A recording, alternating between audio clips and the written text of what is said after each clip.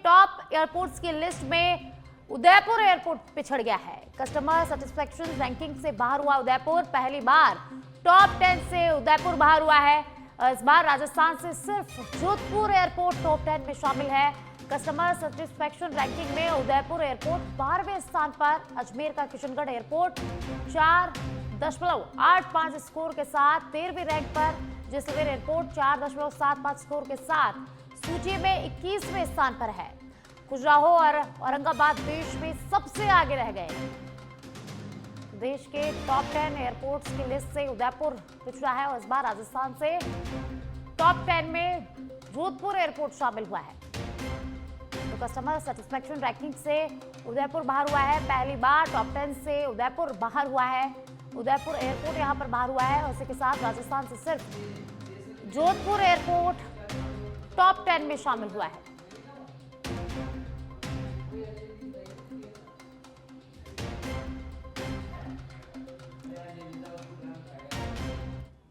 जयपुर से खबर है। जयपुर के चित्रकूट स्थित श्री प्रताप स्टेडियम में कौशल रोजगार एवं उद्यमिता विभाग की ओर से विशाल रोजगार सहायता शिविर का आयोजन किया गया। तो वहीं शिविर का शुभारंभ कैबिनेट मंत्री कर्नल राज्यवर्धन सिंह राठौड़ ने किया। इस दौरान उन्होंने विभिन्न कंपनियों के स्टॉलों का निरीक्षण कर भर्ती प्रक्रिया का जायजा लिया और रोजगार की तलाश में पहुंचे युवाओं से संवाद किया। इस दौरान कौशल रोजगार एवं उद्यमिता विभाग के अतिरिक्त मुख्य सचिव संदीप वर्मा, आयुक्त ऋषभ मंडल समेत कई अधिकारी मौजूद रहे।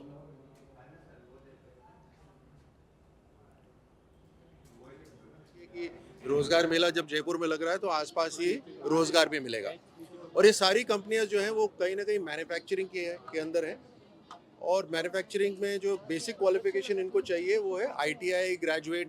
अभी जो हमारे युवा हैं यहाँ पर सब मेहनती हैं, सब ने ITI करा हुआ है या स्किल है उनके पास या अनुभव है कुछ ना कुछ, कहीं सॉफ्टवेयर का है, कहीं फ्रंट डेस्क का है। तो हमारा मकसद ये है कि जो कंपनीज युवाओं को ढूंढ रही हैं और जो युवा जो कंपनीज को ढूंढ रहे हैं उनकी मुलाकात करवाना। अब क्योंकि मेरे पास इंडस्ट्री का भी विभाग है और स्किल का भी है तो दोनों का तालमेल यहाँ पर बैठ जाता है। और मुझे उम्मीद है, आज मैं जैसे कंपनियों से बात भी कर रहा हूँ, अभी और भी लगातार मैं करता रहूँगा कि वैकेंसीज कितनी है और कितनों को आखिरकार ये रोजगार देंगे, उसका हम रिकॉर्ड रख रहे हैं बाकायदा। आपने देखा होगा कि रोजगार मेले लगातार पूरे राजस्थान में लग रहे हैं और केवल कागज के ऊपर नहीं और केवल नाम के लिए नहीं, हम बाकायदा देख रहे हैं कि कितनी कंपनियां आ रही हैं, क्योंकि कंपनियों को फायदा कौन दे रहा है? राजस्थान सरकार। राजस्थान सरकार किसने बनाई है? राजस्थान की जनता ने बनाई है। और राजस्थान की जनता जब राजस्थान के अंदर कंपनीज को फायदा दे रहे हैं तो एक तरफ से उनका ये दायित्व बनता है कि राजस्थान के युवाओं को अवसर दें, उनको मिलाने का दायित्व हमारा है। तो वही आज यहाँ काम हो रहा है। मुझे उम्मीद राजस्थान सरकार की कौशल एवं रोजगार उद्यमिता विभाग की ओर से जो है आज एक चित्रकूट के प्रताप स्टेडियम में विशाल जो है रोजगार शिविर का आयोजन किया जा रहा है। इस रोजगार सहायता शिविर में जो है कई कंपनियों, करीब 60 से अधिक कंपनियों की स्टॉल लगाई गई है और इस स्टॉल के माध्यम से युवा बड़ी तादाद में यहाँ पर पहुँचे हैं और रोजगार उनको नियुक्ति पत्र भी दिए जा रहे हैं। कार्यक्रम में मुख्य अतिथि के रूप में कैबिनेट मंत्री कर्नल राज्यवर्धन सिंह राठौड़ ने यहाँ पर युवाओं को रोजगार के नियुक्ति पत्र भी सौंपे हैं। इस दौरान मंत्री कर्नल राज्यवर्धन सिंह राठौड़ ने कहा कि विभाग की तरफ से लगातार रोजगार मेलों का आयोजन किया जा रहा है, जिसमें कंपनियां जो स्थानीय, खास तौर से ये फोकस रखा गया है कि जो भी कंपनियां हैं वो स्थानीय स्तर पर जिनकी मैन्युफैक्चरिंग हो, ताकि युवाओं को घर से ज़्यादा दूर न जाना पड़े। क्योंकि अक्सर देखा जाता है कि युवा रोजगार में नज़दीकी का जो है स्थान है वो देखने के ज़्यादा जो है उत्साहित रहते हैं कि नज़दीक की अगर जॉब है तो ज़्यादा वो वहाँ पर जाना चाहते हैं। तो ऐसे में ये खास तौर से जयपुर के आसपास के इलाकों की जो कंपनियाँ हैं वो यहाँ पर पहुँची है और लक्ष्य रखा गया करीब 3-4 हज़ार से अधिक शाम तक जो ये शिविर चलेगा, जिसमें युवाओं को रोजगार मिलने की उम्मीद है। कैमरा पर्सन दिनेश मेहरा के साथ हनुमान सिंह चारण, सच भी धड़क, जयपुर। IG राहुल प्रकाश की मॉनिटरिंग में आज सुबह 4 बजे जयपुर रेंज के कई जिलों में एक साथ डिकोय अभियान चलाया गया। अभियान के तहत अलवर खेरतल में साइबर अपराधियों, सीकर झुंझुनू में गैंगस्टर और हार्डकोर अपराधियों, भिवाड़ी में हथियार तस्करों और मेवात गैंग, कोटपुतली में हथियार, नशा तस्करों और इनामी बदमाशों, जयपुर ग्रामीण में ठगों और नशा तस्करों, दौसा में नशा तस्करों और प्रॉपर्टी जालसाजों के ठिकानों पर दबिश दी गई। IG राहुल प्रकाश ने बताया कि अपराधियों के खिलाफ यह अभियान आगे भी लगातार जारी रहेगा। संवाददाता राकेश दाधीच ने आईजी राहुल प्रकाश से खास बातचीत की है।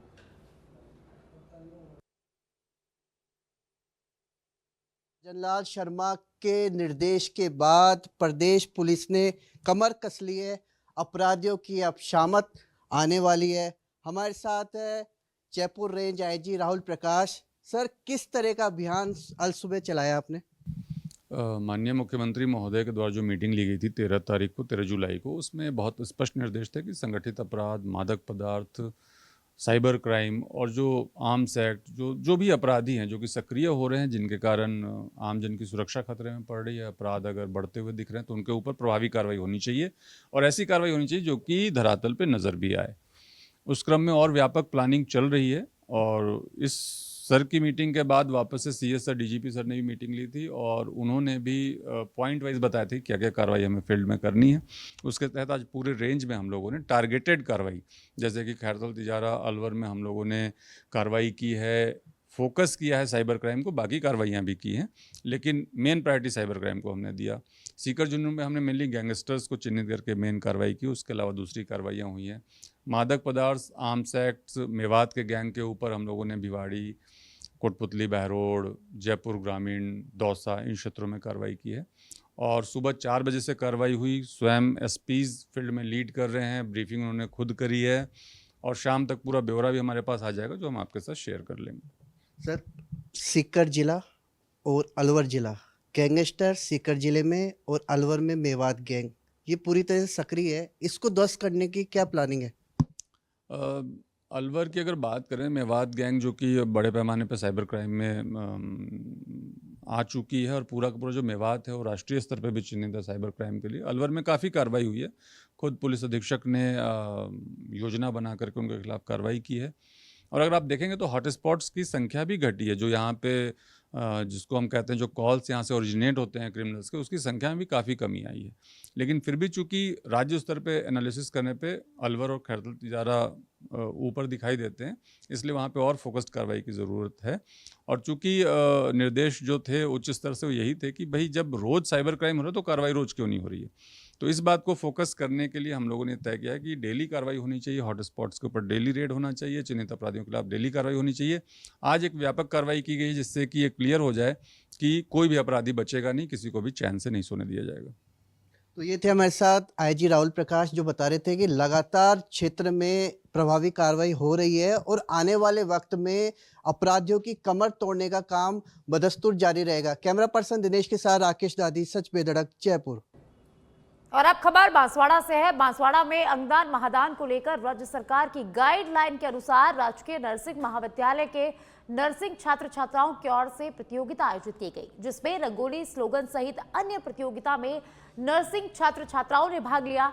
इस दौरान नर्सिंग छात्रों ने अंगदान महादान को लेकर रंगोली बनाई और समाज में अंगदान के प्रति फैली भ्रांतियों को दूर करने और अधिक से अधिक लोगों को इसके लिए प्रेरित करने का आह्वान किया।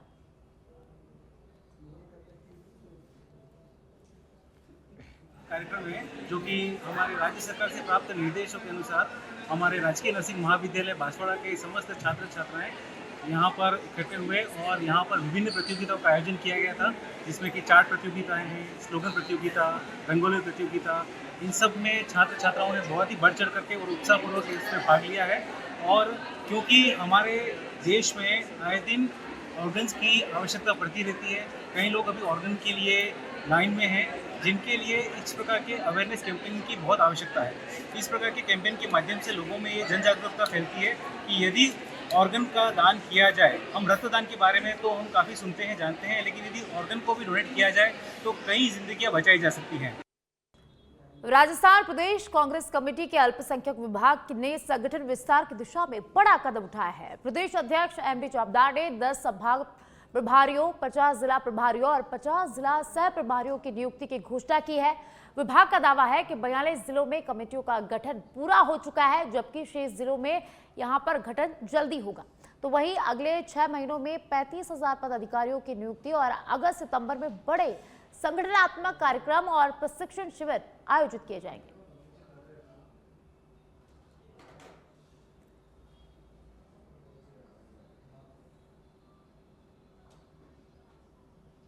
विभाग में आज सभी कांग्रेस संगठन के अनुसार सभी 10 संभाग क्षेत्रों में 10 प्रभारी लगाए गए हैं और राजस्थान के सभी 50 जिला कांग्रेस कमेटियों के लिए प्रभारी और सह प्रभारियों की नियुक्ति की गई है।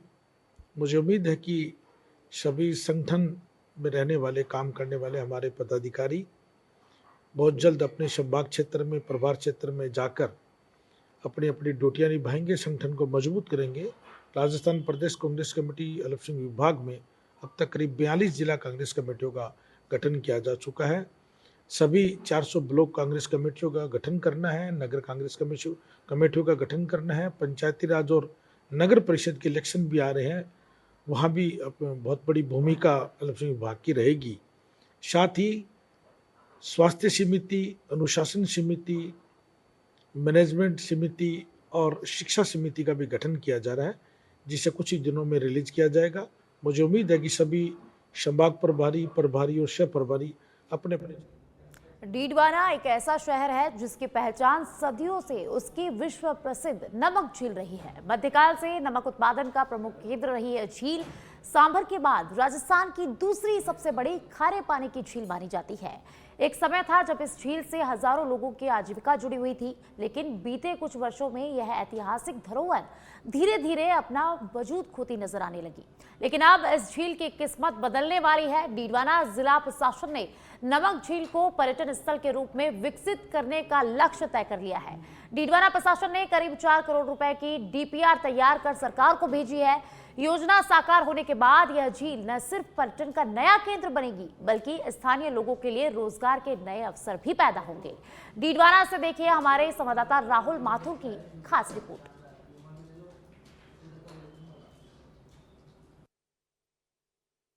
चल रहा है स्टेट गवर्नमेंट का, जिसमें एक टूरिस्ट प्लेस को भी चिन्हित करना है, जिसमें डीडवाना की जो झील है उसको हमने शामिल किया है और उसकी प्लानिंग, उसको कैसे डेवलप कर सकते हैं, उसको कैसे टूरिस्ट को अट्रैक्ट कर सकते हैं, वहाँ क्या फैसिलिटीज़ ले सकते हैं, इसकी पूरी एक प्लानिंग करके डीपीआर जो है नगर परिषद के माध्यम से हमने करवाई है। लगभग 3-4 करोड़ रुपए की है, जिसको हमने फर्स्ट फेज को स्वीकृत करने के लिए अभी पंच गौरव की जो अभियान का इस साल की 26-27 की कार्य योजना है, इसमें उसको इंक्लूड करके हमने जो स्टेट गवर्नमेंट को भिजवा दिया है अप्रूवल के लिए। जैसे ही अप्रूवल मिलेगा इस पर कार्य चालू हुआ, जिसमें टूरिस्ट की जो भी फैसिलिटीज़ होती है, भले पाथवे हुआ या अन्य डेवलपमेंट जो भी वहाँ पे हो सकता है, वो सभी उसमें लिए गए और उसको और अच्छे से उसको हम डेवलप करें। पंच गौरव जो अभियान चल रहा है स्टेट गवर्नमेंट का, जिसमें पंच गौरव योजना में इस योजना को लिया गया है। झील को झील 5 करोड़ का इसका बजट है। इसको पर्यटन स्थल के रूप में विकसित किया जाएगा और उस स्थल के चारों ओर फुटपाथ टाइप बनाया जाएगा, चारों ओर लाइटिंग की जाएगी और बीच में कोई टापू जैसा कोई पार्ट बनाया जाएगा, उसमें जाने का एक रास्ता होगा। उस टापू के वाले स्थान पे सनसेट, सनराइज का एक स्थल बनाया जाएगा, जिसे लोग देख सकें। और जिला में एक डूंगरपुर जिले के सागवाड़ा थाना क्षेत्र के खड़गदा गांव में एक लापता छात्रा का शव कुएं में मिलने से क्षेत्र में सनसनी फैल गई। छात्रा पिछले 2 दिनों से लापता थी। सूचना मिलने के बाद पुलिस मौके पर पहुंची और ग्रामीणों की मदद से छात्रा के शव को कुएं से बाहर निकाला गया। पुलिस ने मृतका की पहचान खड़गदा निवासी 17 वर्षीय लक्ष्मी ननोमा के रूप में की है। पुलिस ने शव को सागवाड़ा अस्पताल के मोर्चरी में रखवा दिया है। पुलिस ने मामला दर्ज कर मामले की जांच शुरू कर दी है।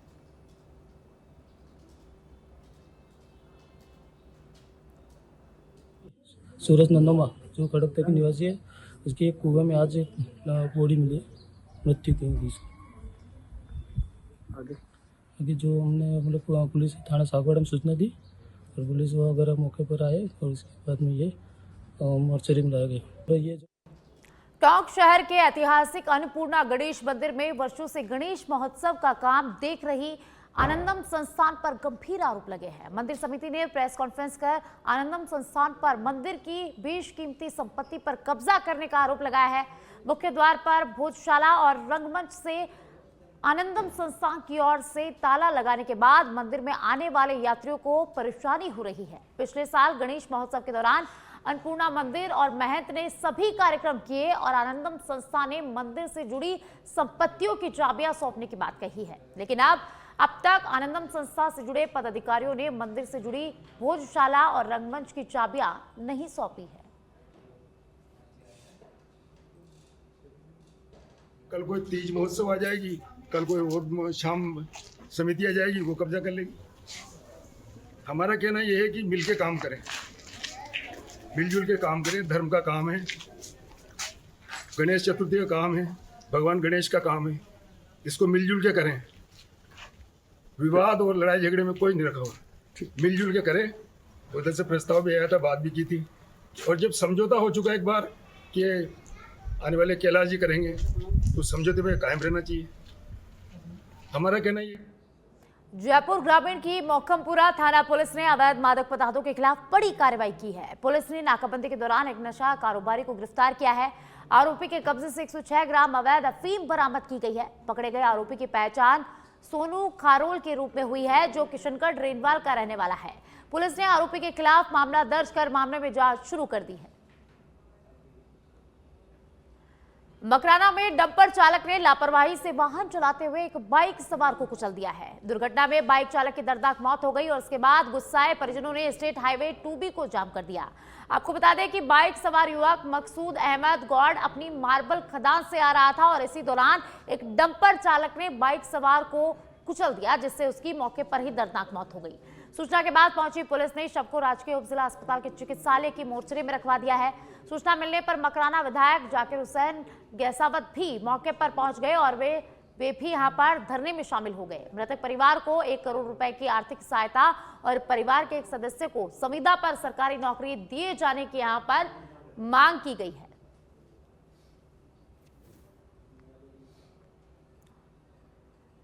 कामा थाना क्षेत्र के गांव बरोली धाऊ में जमीन विवाद को लेकर एक पक्ष ने दूसरे पक्ष पर फायरिंग कर दी है।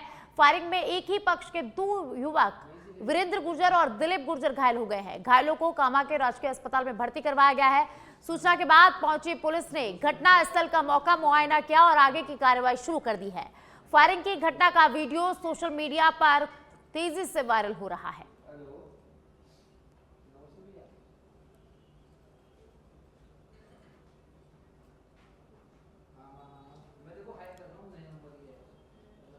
जैसलमेर को रेलवे विकास की बड़ी सौगात मिलने गई है।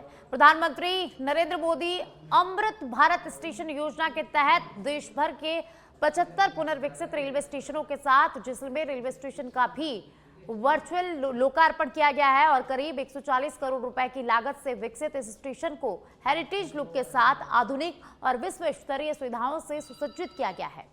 समारोह में केंद्रीय पर्यटन एवं संस्कृति मंत्री गजेंद्र सिंह शेखावत मुख्य अतिथि के रूप में यहां पर शामिल हुए।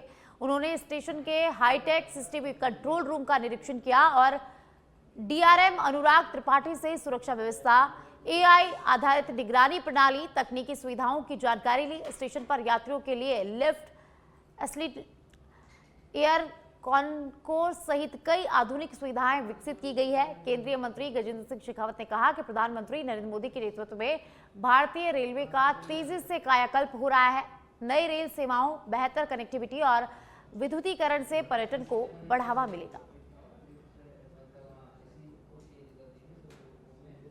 आधुनिक रेलवे स्टेशन का उद्घाटन आभासी तरीके से माननीय प्रधानमंत्री जी के कर कमलों से हो रहा है।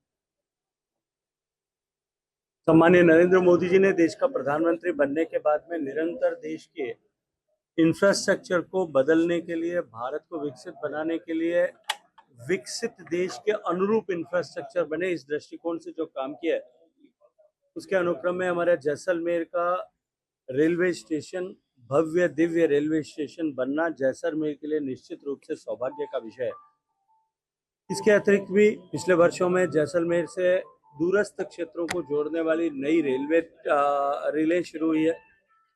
जैसलमेर में मेंटेनेंस का डिपो का काम चल रहा है ताकि आने वाले समय में और अधिक रेलों का परिचालन यहाँ से किया जा सके। जैसलमेर से लेकर के पूरे देश भर के हर क्षेत्र में रेलवे का इलेक्ट्रिफिकेशन हो गया है।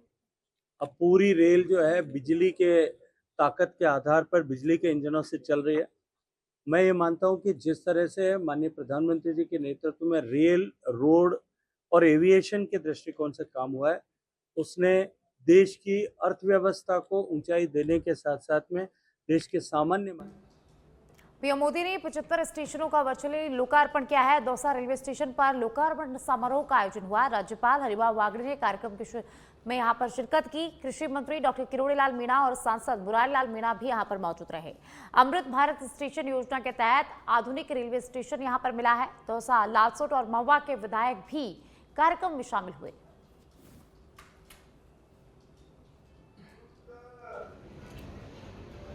रेलवे स्टेशन में जो आज उद्घाटन करने वाले हैं, इसके पहले भी बहुत बार उन्होंने सभी रेलवे स्टेशन के उद्घाटन किए हैं और अभी रेलवे स्टेशन के नया रूप ला रहे हैं। और आपने पहले रेलवे स्टेशन देखा होगा, दौसा का भी देखा होगा और आपी का भी देखा होगा। आपको परिवर्तन लगता है कि नहीं? अच्छा है कि नहीं? तो सभी क्षेत्र में, वो कृषि का क्षेत्र हो, कोई इंजीनियरिंग का क्षेत्र हो, रास्ता हो, रेलवे लाइन बढ़ाना हो, इस सभी में 2014 से जो रफ्तार चल रही है। और पहले तो 1 किलोमीटर का रास्ता करने के लिए महीना लगता था, लेकिन आप रोज में 13, 12,